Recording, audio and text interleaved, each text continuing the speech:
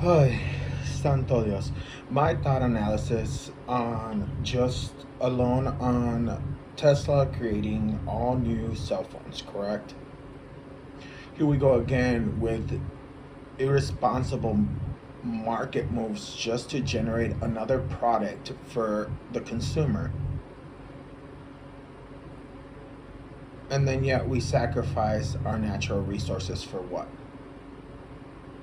A Tesla branded phone when Apple and Google, Android and iOS have been doing the tech game just perfectly fine. Why do we need to change something that is not broken?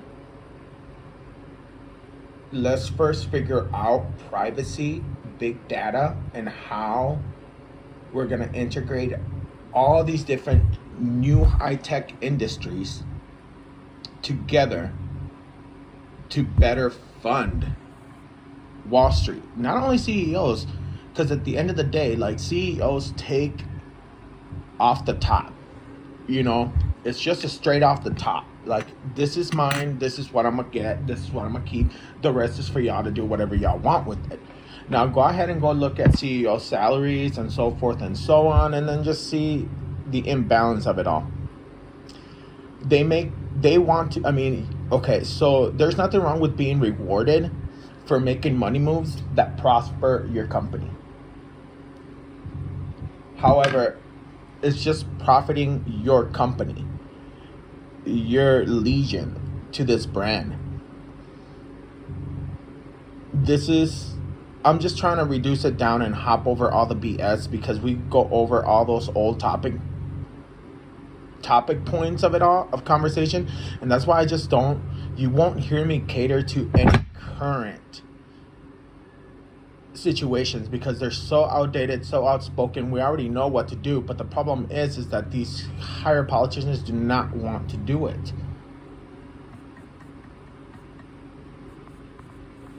There's something wrong when a public servant is making millions and millions and millions and millions and millions and $500 million a year as a public servant just off of their investments. That's insider trading at its worstly done. At least Martha Stewart went in and did her time. That's some G shit. Martha Stewart is a motherfucking G. Period. Now, we need to veer away from consumerism all the way around. That's why right now you're going to see me more aligning with the GOP conservative point of view. But believe me, I'm very much a liberal, a progressive, a Nazi, a communist, a capitalist. I am everything within one. Because there's enough of history out there and information that I could compile all of them together and make a good recipe out of them. Of course, above everything, I really stand for democracy. Basic human rights, basic divinely given rights.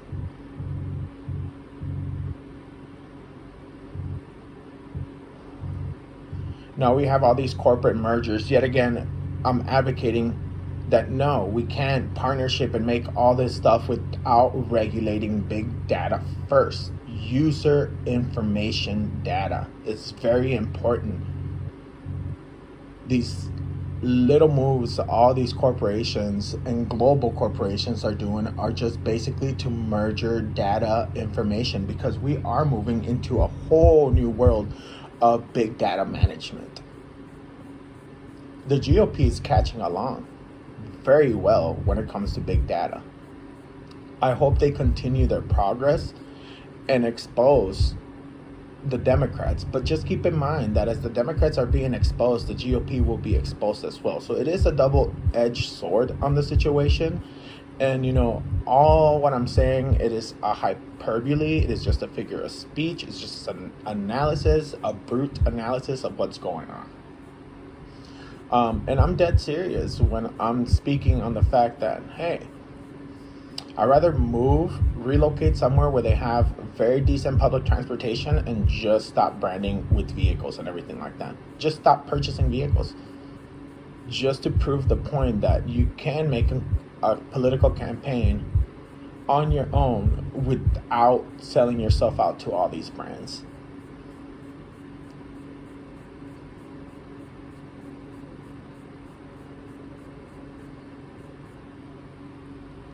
Everybody could have the power in their hands, but not everyone is graced and blessed enough to be able to hold that flame of power in their hand and gratefully hand it over to someone new. May it be the consequences that are divinely guided to happen, And that's what I'm saying. I don't have a bone to pick with Elon Musk, and I'll keep this under 8 minutes. But there's not a bone to pick with Elon Musk. I'm just saying that his vision is done. Since 92,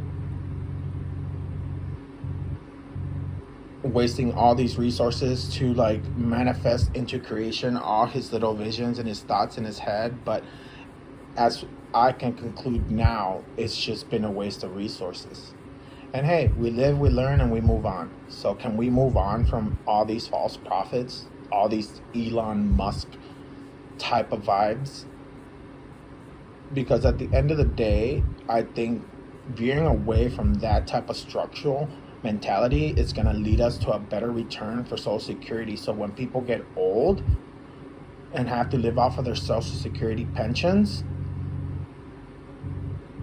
they don't need to pick up a part-time job and work the overnight at a gas station, or me having to pull up at Taco Bell and seeing at midnight a senior citizen giving me my Taco Bell box. Not cool. Not cool. How is that okay? How is that okay? Would you be okay with seeing your grandma or your grandpa handing out value boxes at Taco Bell at midnight? Would you be cool with that as a society? Because I'm not. I hate seeing it every time I have to go to Taco Bell because, hey, I'm a Taco Bell lover. But I still hate the point where it's just that to me is pitiful. That to me is sad.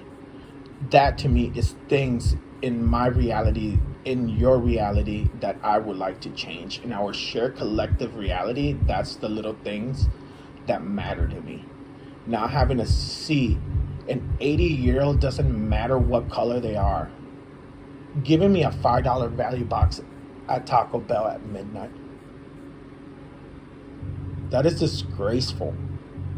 And that is where all your politicians have brought us together. As a collective, that's where government has brought us to.